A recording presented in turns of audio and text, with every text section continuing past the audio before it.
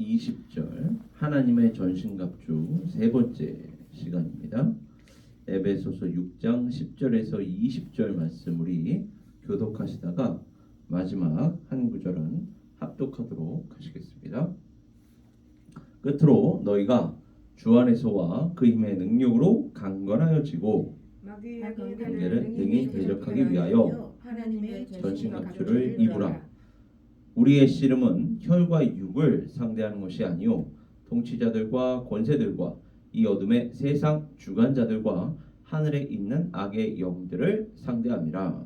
그러므로 하나님의 전신갑주를 취하라. 이는 악한 날에 너희가 능히 대적하고 모든 일을 행한 후에 서기 위함이라. 그런즉 서서 진리로 너희 허리띠를 띠고 의의 호심경을 붙이고 평안의 복음이 준비한 것으로 신을 신고 모든 것 위에 믿음의 방패를 가지고 이로써 능히 악한 자의 모든 불화살을 소멸하고 구원의 투구와 성령의 곧 하나님의 말씀을 가지라. 모든 기도와 간구를 하되 항상 성령 안에서 기도하고 이를 위하여 깨어 구하기를 항상 힘쓰며 여러 성도를 위하여 구하라.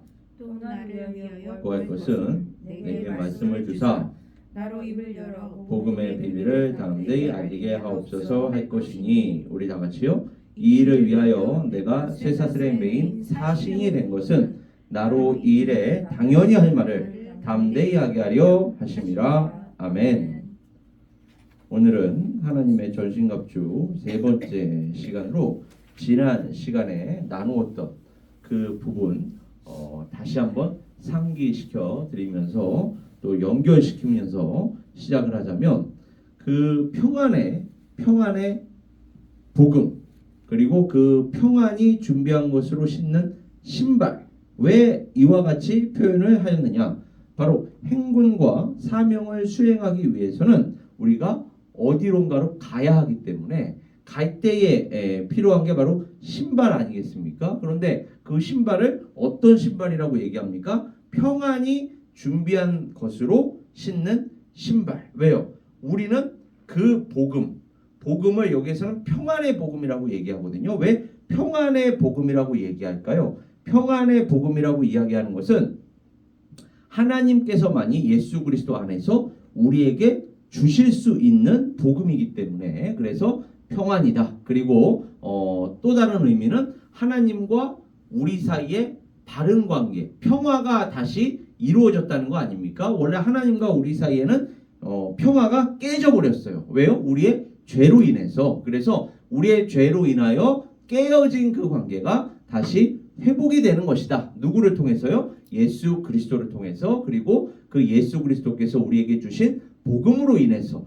그러다 보니까 그러한 측면에서 평안이 준비한 것으로 신는 신발이다. 그리고 지난주에도 말씀을 드렸지만 우리가 그러한 복음 사역을 감당하다 보면 온갖 방해, 회방이 난무하게 됩니다. 그때에 그러한 공격을 막을 수 있게 준비된 것이 바로 방패 아닙니까? 그래서 그 방패를 믿음의 방패다. 왜 믿음의 방패라고 할까요? 수많은 사람들의 공격, 회방 등등으로부터 우리를 지켜줄 수 있는 것은 하나님께서 은혜로 우리에게 주시는 믿음밖에는 없기 때문에 그렇습니다. 그래서 사도 바울은 이것을 불화살을 막을 수 있게 큰 사각형 모양으로 고안된 당시 로마 병사들이 쓰던 그 큰 방패와 같이 불러오는 시험으로부터 온몸을 방어하기 위한 믿음의 방패다. 그리고 하나님께서 당신의 백성들을 보호하실 뿐만이 아니라 당신의 뜻을 이 땅에서 완수하신다. 다시 한번요. 하나님께서 당신의 백성들을 보호하실 뿐만 아니라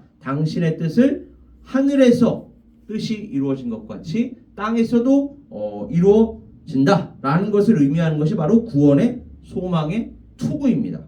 그리고 그 검과 같이 베는 힘을 지니었을 뿐만 아니라 우리가 유일하게 우리의 대적을 공격할 수 있는 무기, 그 무기가 바로 하나님의 말씀입니다. 그래서 마귀 또는 사탄의 권세를 제압할 수 있는 공격용 무기로 작용하는 하나님의 말씀. 이렇게 해서 이제 하나님의 전신갑주가 완성이 되거든요. 그리고 그 이후에 전신갑주를 가지라로 끝나는 것이 아니라 이 모두를 위하여 또한 모든 기도와 간구로 하라. 그러니까 말씀과 기도. 그러니까 말씀이 먼저, 말씀 또 믿음 그리고 은혜 이러한 것들이 먼저 이루어진 다음에 우리는 거기에 의지해서 이러한 것들에 의지해서 우리가 무엇을 해야 한다라는 것입니까? 기도를 해야 한다라는 것입니다. 그러니까 기도라는 게 은혜, 믿음, 말씀에 근거하지 않고는 원래 이루어질 수가 없는 거예요. 그런 기도는 예수 그리스도를 믿지 않는 자들도 제가 할 수 있는 기도라고 얘기했습니다. 우리나라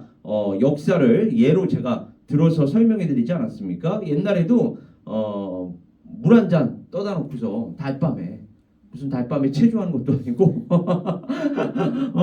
달이 완전히 이제 지기 전에 해가 뜨기 전에 물 한 잔을 떠다 놓고서 천지신명이시여 우리 아들 이번에 과거 시험을 보러 갔는데 장원급제하게 하여 주시고 그런 기도는 예수 그리스도를 안 믿는 자들도 할 수 있는 기도란 말이에요. 그러니까 우리가 곰곰이 생각해 봐야 하는 거예요. 그와 똑같은 기도를 지금 우리가 예수 그리스도의 이름만 붙여서 하고 있는 것은 아닌가? 아니 그렇다면은 이 기도라는 것이 도대체 무엇인가? 성경이 가르치는 기도는 무엇인가? 분명히 성경이 가르치는 기도, 그러니까 하나님을 믿는 자들, 예수 그리스도의 사람들, 그리스도인들만이 할 수 있는 기도가 무엇인지를 성경이 우리에게 가르쳐 주는 거 아니겠습니까? 그게 아니라면 성경이 왜 필요하고 예수 그리스도를 믿는다는 것이 무슨 그렇게 큰 의미가 있겠습니까? 우리는 분명 예수 그리스도를 믿지 않는 자들과는 기도 내용이 달라야 하고 살아가는 삶의 모습이 달라야 하며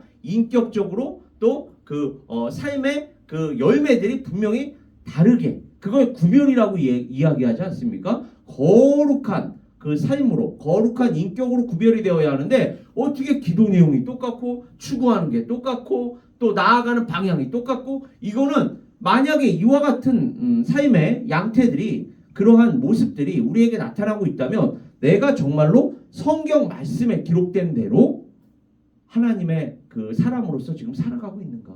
교회가 교회답게 살아가고 있는가?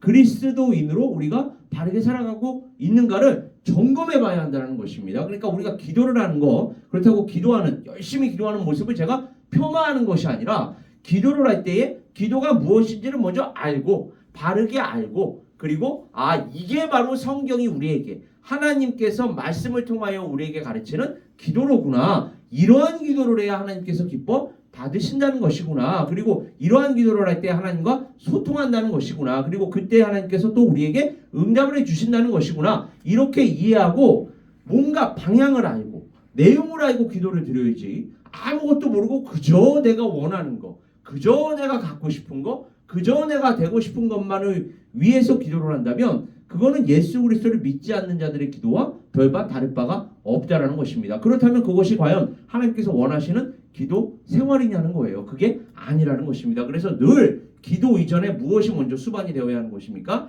말씀이. 그리고 내가 말씀에 근거하여 기도를 하고 있는가? 그때 하나님께서는 우리의 기도를 받으시는데 오늘 본문 말씀에 따르면 또 그 기도의 내용까지도 우리에게 결정이 되어서 주어지고 있어요. 기도의 내용이 무엇입니까? 사역을 위하여. 우리가 사역을 감당할 때 특별히 이 사도 바울이 처한 상황은 어떤 상황이었습니까? 땅끝까지 본인에게 주어진 그 땅끝까지 복음 사역을 감당하는 사역 아니었습니까? 그러니까 여러분 어떻게 생각하세요? 사도 바울에게 가장 필요한 기도 내용은 무엇이었습니까? 하나님 제가 담대히 이 마땅히 또 당연히 할 말 이게 당연히 할 말이래요.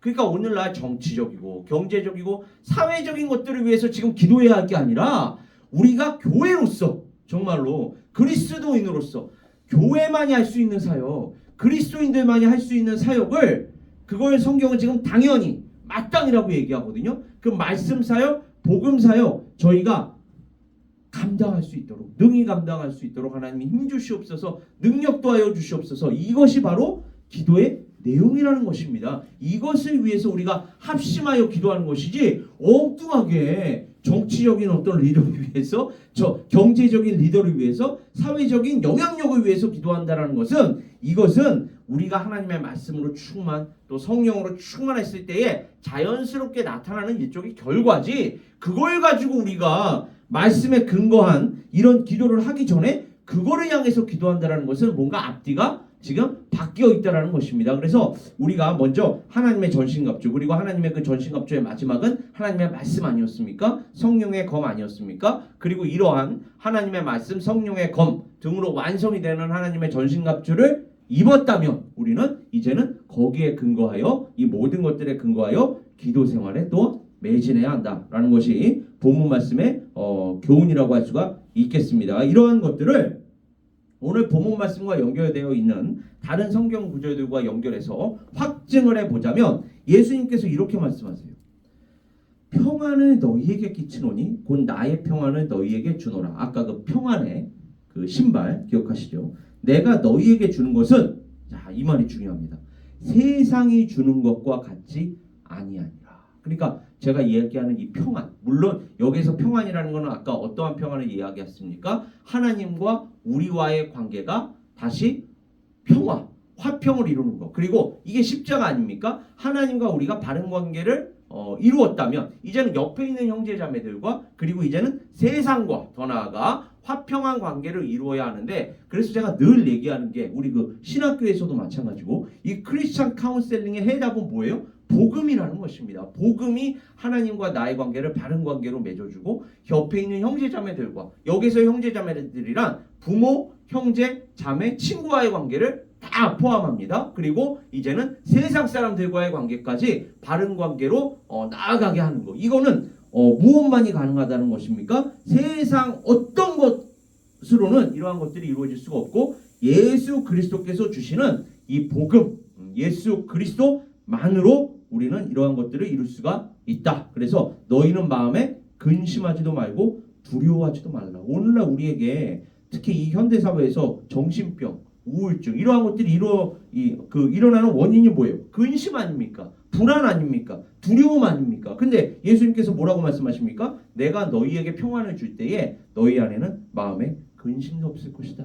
두려움도 없을 것이다. 그러니까 무엇이 해답이라는 것입니까? 예수 그리스도 또는 예수 그리스도의 복음이 우리에게 해답이라는 것입니다. 그리고 이러한 것들을 전할 때에 하나님께서는 우리를 어떻게 보신다고요? 아름답게 보십니다. 그래서 아름답도다 좋은 소식을 전하는 자들의 발휘함과 같으니라가 로마서에서 또한 사도 바울이 인용을 하고 있죠. 그리고 이러한 사람은 세상이 감당하지 못한다라고 히브리서 기자는 또한 우리에게 이야기하고 있습니다. 그리고 이러한 모든 것들과 또 연관되어서 어떠한 교훈이 우리에게 주어지느냐? 야고보서 1장 2절에서 3절을 가보면 내 형제들아 너희가 여러 가지 시험을 당하거든 온전히 기쁘게 여기래요. 왜요? 이는 너희 믿음의 시련이, 참 이거 들어보세요. 믿음의 시련이 아까 뭐라고 얘기했습니까? 믿음의 방패라고 얘기하지 않았습니까? 그러니까 믿음이 우리가 시련을 당할 때, 시험을 당할 때 우리를 지켜준다는 것입니다. 그래서 이 믿음의 시련이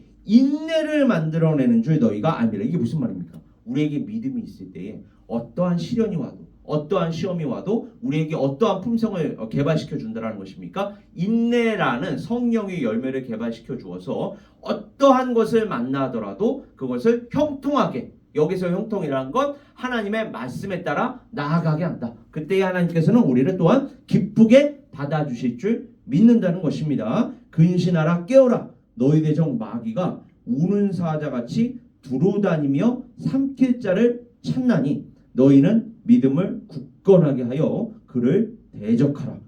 무엇을 굳건하게 하여서요? 믿음을 굳건하게 하여서. 그러니까 사단이 우리를 공격할 때 우리에게 가장 필요한 게 뭐라고 얘기하는 거예요? 믿음이라는 것입니다. 그래서 제가 늘 기도 제목으로 무엇을 얘기합니까? 하나님, 우리 한 사람 한 사람의 마음과 믿음을 지켜주시옵소서. 왜요? 믿음을 지킬 때에 어떠한 상황 속에 우리가 처하더라도 우리가 이길 줄 믿기 때문에 그렇습니다. 믿음이 우리를 지켜주시는 줄 믿습니다. 그래서 믿음을 굳건하게 하여 그를 대적하래요. 이는 세상에 있는 너희 형제들도 동일한 고난을 당하는 줄을 알미라. 역시나 고난을 당할 때에 무엇으로 이기라는 것입니까? 믿음으로 이기라는 것입니다. 그리고 무릇 하나님께로부터 난 자마다 세상을 이긴대요. 세상을 어떻게 이기느냐? 세상을 이기는 승리는 이것이니 곧 우리의 믿음이니라. 이렇게 성경은 믿음, 그리고 이 믿음이 우리를 지켜주기에 지금 사도 바울은 믿음의 방패라고 지금 하나님의 전신갑주 열거하는 중에 우리에게 제시하고 있는 것입니다. 다만 이뿐 아니라 우리가 환난 중에도 즐거워하나니 이는 환난은 인내를, 인내는 연단을, 연단은 소망을 이루는 줄 알미로다. 이게 무슨 말입니까? 우리가 환난에 처할 때에 믿음이 우리를 지켜주는데 그 믿음이 아까 무엇을 자라게 한다고요? 인내를 자라게 한다고요. 그리고 그 인내가 연단을 이루게 하는데 이 연단이라는 거는 이 땅 위에 소망을 두게 하는 게 아니라 하늘의 소망을 두게 한다. 그래서 소망을 이루는 줄 알미로다. 그러니까 이 땅에서 일어나는 이러한 일들에 우리가 일희일비하는 것이 아니라 정말로 하나님의 그 나라, 하나님의 영광에 포커스를 맞추다 보니까 이 땅 위의 것들이 다 내가 하나님께로 가까이 나아가기 위한 도구구나, 수단이구나. 그렇다면 어려운 일을 당해도 세상 사람들이 볼 때는 불쌍하게 보이는 그 일을 당할지라도 우리는 기뻐할 수가 있다라는 것입니다. 한번 우리가 제가 늘 설교 시간에도 말씀드리고 성경 공부 시간에도 말씀드리지만 이 땅에서 사람들에게 이 칭찬을 받고 사람들이 우러러 볼 만한 그러한 일들을 우리는 계속해서 기대하면서 그러한 것들이 나에게 일어날 것을 사모하면서 살아가는데 사실 이 땅에서 중요한 일이 뭐가 있겠습니까? 우리가 흔히들 이런 얘기 하잖아요. 큰일 났다. 큰일 날 거 없습니다. 이 세상에서 예수 그리스도 다시 오시는 그 일 말고는 큰일 날 거 없어요. 이 세상에서 큰일 날 것은 우리에게 있어. 특히 그리스도인들에게 있어서 정말로 큰일 날 것은 예수 그리스도께서 다시 오시는 그 일밖에는 없습니다. 그러니까 깨어 있어서 그 예수 그리스도의 재림을 기다리라는 것 말고는 성경에서 우리에게 주의시키는 것, 경계시키는 일이 뭐가 있겠습니까? 왜요? 어떠한 일이 일어나도 그 일은 우리가 하나님께로 더 가까이 나아가기 위한 도구요, 수단으로 작용하는 것이지 이 땅에서 세상 사람들처럼 조금 좋은 일이 일어났다고 그냥 기뻐 날뛰고 조금 안 좋은 일이 일어났다고 낭망하고 우울증에 빠지고 쓰러지고 자빠지고 이것은 하나님을 믿는 사람들이 보일 이러한 마음과 자세가 아니라는 것입니다. 사실 우리에게 중요한 건 그러한 일이 아니라 요즘에 그래서 이 퀄러티, 질적인 것에 집중을 하다 보면 일 혹은 퀀터티, 양이 아니라 사람 아닙니까? 사람과 사람 사이의 관계. 그래서 제가 언젠가 말씀드린 적이 있는 것 같은데 우리가 마지막 눈을 감는 그 순간에 무엇이 생각나겠습니까? 내가 어마어마한 일을 했다. 이러한 일이 생각날까요? 그게 아니라 맞아. 나 이 땅에서 살아가는 동안에 하나님께서 허락하신 이 땅에서의 삶을 살아가는 동안에 내 아내와 참 그때 아름다운 시간을 보냈지. 내 남편과 좋은 시간 보냈지.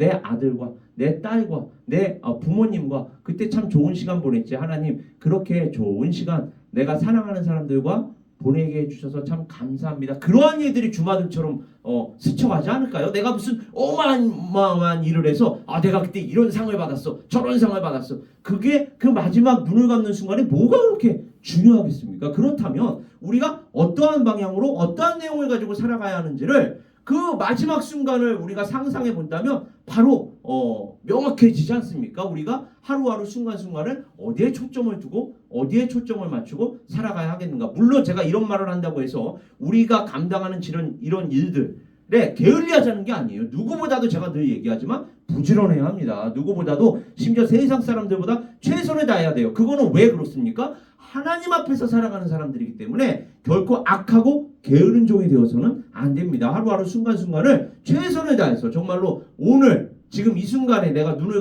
감을지라도 하나님 앞에서 정말 부끄럽지 않게 최선을 다해서 살았습니다. 이러한 고백이 나올 수 있게 우리가 살아야 하는 거 아닙니까? 그러나 목적 자체가 이 세상 것들에 있어서는 안 된다는 것입니다. 우리는 하나님의 나라에 있어야 하고 하나님의 영광에 있어야 하며 그리고 옆에 있는 하나님께서 허락하신 그런 형제 자매들과의 참 이렇게 좋은 시간, 열매 맺는 시간 이러한 것들에 초점을 맞추어야 할 줄 믿습니다. 또한 내 구원의 능력이신 주 여호와여 전쟁의 날에 주께서 내 머리를 가려주셨나이다. 그래서 아까 구원의 소망의 투구라고 하지 않습니까? 그리고 우리는 낮에 속하였으니 정신을 차리고 믿음과 사랑에 호심경을 붙이고 데살로니가전서 5장 8절입니다. 구원의 소망의 투구를 쓰자. 이게 하나님의 전신갑주에 나오는 그 용어 그대로 또 사도 바울은 사용하고 있습니다. 마지막입니다. 오늘의 마지막 포인트. 하나님의 말씀은 살아있고 활력이 있어. 여기서 활력이라는 건 생명력이 있다는 것이거든요. 성경이 얼마나 역설적인지 한번 들어보세요. 활력이 있대요. 여기서 활력이라는 거는 vitality, 생명력 아닙니까? 근데 이 생명력이 잘 들어보세요. 좌우에 나선 어떤 것보다도 예리하여 혼과 영과 및 관절과 골수를 찔러 쪼개기까지 하는데 이게 무슨 말입니까? 우리를 죽인다는 거예요. 아니 생명력이 있는 게 우리를 죽인다는 것입니다. 그러니까 성경이 얘기하는 생명이라는 건 이 육신에 속한 내가 죽는다는 것을 얘기합니다. 자기중심적인 내가 죽고 자기를 부인하게 되고 하나님 중심적인 존재, 예수 그리스도 중심적인 존재로 거듭난다는 거 아닙니까? 이걸 지금 성경은 진짜 생명이라고 얘기하는 것입니다. 따라서 그 말씀이 어떤 것보다도 예리해서 우리의 혼과 영과 및 관절과 골수를 찔러 쪼개기까지 한다는 것은 우리 중심적인 자기 중심적인 존재가 이제는 부인되는 그때의 말씀이 이와 같이 작용한다는 것입니다. 또 마음에 생각과 뜻을 판단하니 지으신 것이 하나도 그 앞에 나타나지 않음이 없고 우리의 결산을 받으시리에 눈앞에 만물이 벌거벗은 것 같이 드러나느니라. 무엇을 통해서요? 말씀을 통해서. 그러니까 우리가 어떻게 말씀 생활을 게을리할 수가 있겠습니까? 이렇게 말씀을 통해서 우리 자신이 부인되고 그리고 세상의 모든 것이 이제는 하나님의 목적 그대로 우리가 볼 수 있는 눈이 생기게 되거든요. 만물이 벌거벗은 것 같이 다 드러나니까 세상이 이와 같은 것이구나가 말씀을 통해서 우리에게 주어지기 때문에 어찌 그리스도인들이 어찌 교회가 말씀 생활에 게을리할 수가 있겠습니까? 우리는 말씀에 늘 근거하여 우리의 생각과 우리의 마음을 다져야 하고 거기에 따라 기도할 때에 하나님께서 우리의 기도를 받으시고 또 하나님께서 그 모든 것들을 합력시켜 선을 이루게 하실 줄 믿습니다. 오늘 이 시간도 우리 에베네스 선교교회 바로 이와 같이 하나님의 전신갑주를 입고 또 거기에 따라 기도함으로 하나님께 거룩하고 존귀하게 쓰임받는 각 사람 에베네스의 선교교회 될 수 있기를 주님의 이름으로 축원합니다. 우리 함께 기도하겠습니다. 아버지 하나님,